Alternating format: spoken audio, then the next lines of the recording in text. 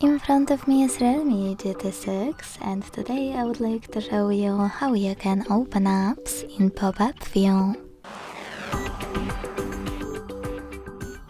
Begin by launching any app to use in this view and accessing it in the background. To do that with Triggers navigation, use this button with 3 lines. Then click on those 3 dots at the top right corner and select Floating Window. Finally, tap on this tiny one. As you can see, now I can use my app in this little window.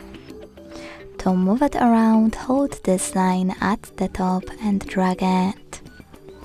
To scale it, hold one of its bottom corners, pick a perfect size and then let go. You can even hold one of those corners, and by making your window the biggest possible, when you see this bluish area and letting go, you can access it in full screen view right away. You can also access it in full screen view by simply clicking on the top left corner. Now to turn your app into a bubble, you need to click on Home button to make it tiny and swipe it to the right or to the left.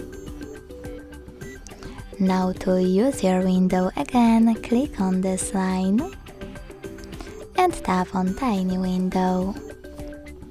You can also close it by clicking on the top right corner or by swiping it in the background.